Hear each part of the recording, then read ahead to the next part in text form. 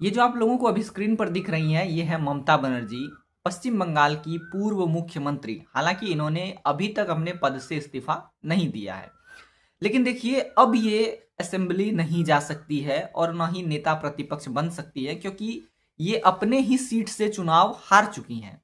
तो ऐसे में सवाल उठता है कि आखिर ममता बनर्जी करेंगी क्या।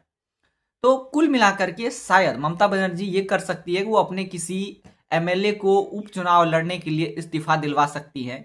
लेकिन उस स्थिति में क्या होगा कि शुभेंदु अधिकारी इनके खिलाफ चुनाव लड़ेंगे और शायद तीसरी बार इन्हें हरा देंगे। देखिए, शुभेंदु अधिकारी के सामने ममता बनर्जी का रिकॉर्ड बहुत खराब रहा है। ममता बनर्जी साल 2011 से भवानीपुर सीट से चुनाव जीतती आ रही है, लेकिन इस साल 2026 में वो इसी सीट पे चुनाव लड़ रहे शुभेंदु अधिकारी से चुनाव हार चुकी हैं।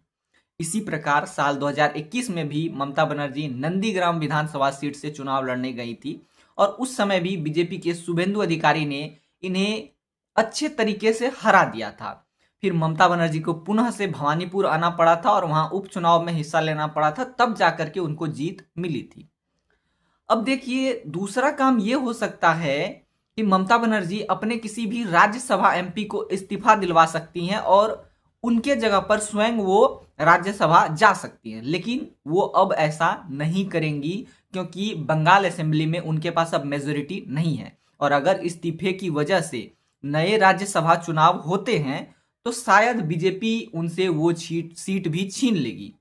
तो कुल मिलाकर के कम से कम 2029 तक लोकसभा भी वो नहीं जा सकती हैं। तो ऐसे में सवाल उठता है कि वो रोज सुबह उठकर करेंगी क्या, कहाँ जाएंगी।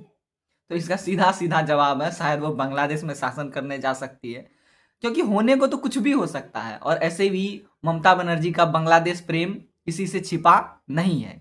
तो ठीक है, धन्यवाद।